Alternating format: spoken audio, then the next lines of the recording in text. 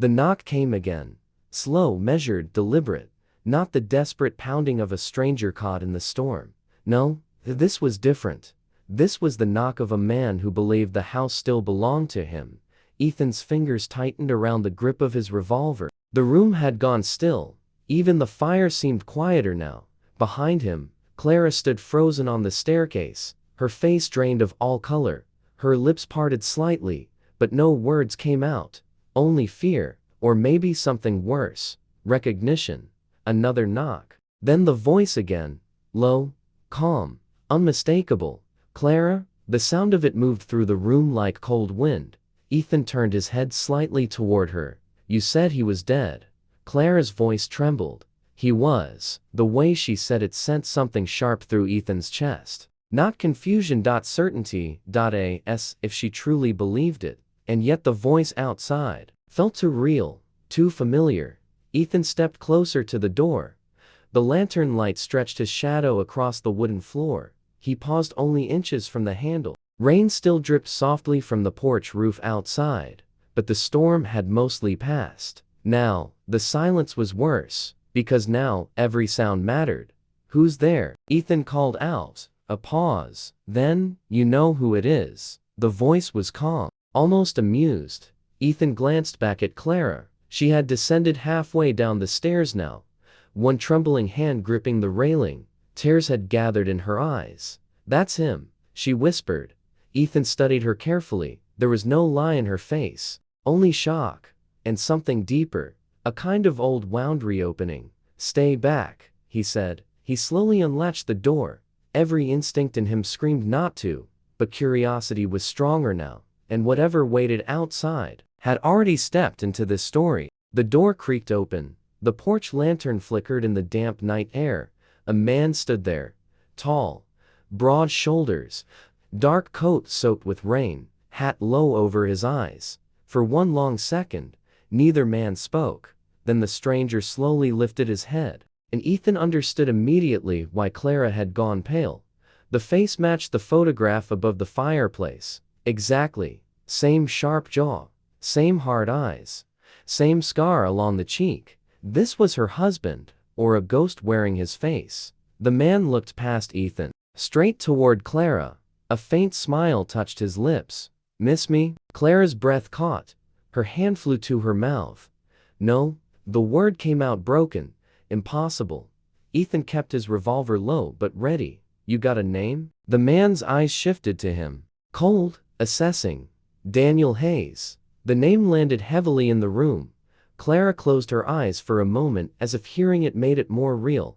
Daniel stepped inside without waiting for permission, like a man returning to his own home. His boots left wet marks across the wooden floor. He removed his hat slowly. The firelight illuminated his face. And no doubt remained. This was Daniel, very much alive.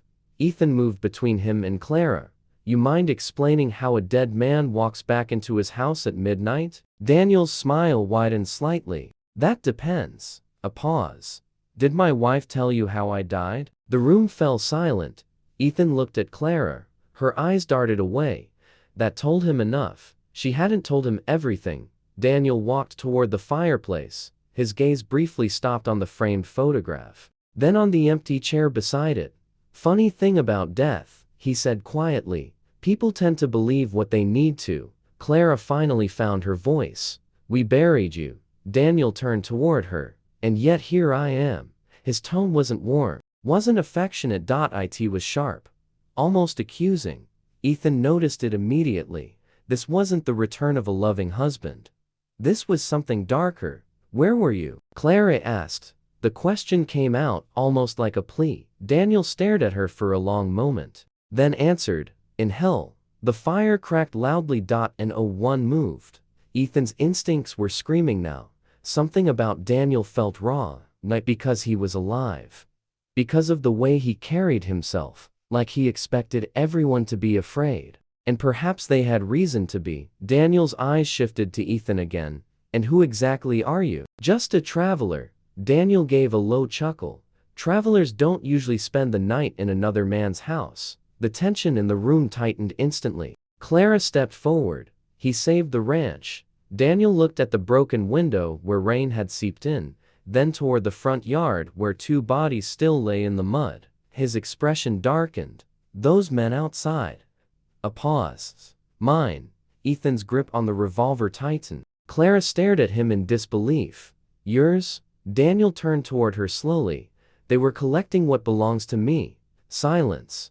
The words hit like a gunshot. Ethan looked at Clara.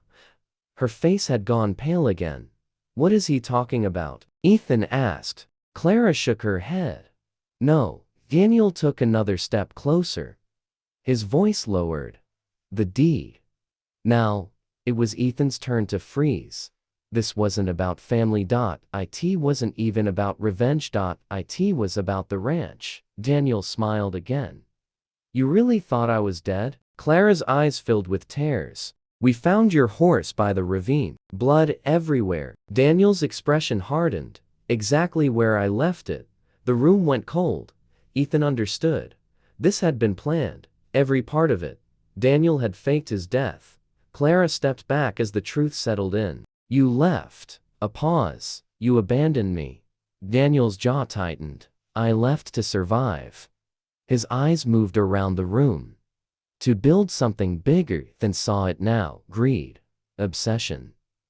Daniel wasn't here for love. He was here because the ranch had become valuable. Land routes had changed. Railroad rumors had spread. This property was worth more now than when he disappeared, and Daniel had returned to claim it. Clara's voice shook. You sent those men to scare me. Daniel didn't deny it. That silence was enough. Ethan stepped forward. You need to leave. Daniel's eyes narrowed. Careful, cowboy. His hand moved closer to his holster. Ethan mirrored the movement instantly. For a moment, time itself seemed to stop. Then a gunshot exploded outside. All three turned sharply. Another rider had returned. Then another. Hooves thundered across the mud. Lantern lights appeared through the windows. More men. At least 6. Daniel smiled. You didn't think I came alone, did you? The ranch was surrounded. Clara's breathing quickened. Ethan looked at the windows, then back at Daniel. This wasn't over. It had only just begun. Daniel stepped closer to Clara. His voice dropped to a near whisper. Came back for what's mine. A pause. The ranch. Then his eyes shifted slowly toward Ethan. And if I have to bury another man to get it. The threat hung unfinished. Heavy. Real. Ethan lifted his revolver. I'd like to see you try. The fire snapped behind them. Rain dripped from the porch. Outside, horses circled like wolves. And Ethan understood something terrifying. The storm hadn't ended. It had only changed shape. Because the dead husband had returned. And this time, he hadn't come home. He had come to take everything.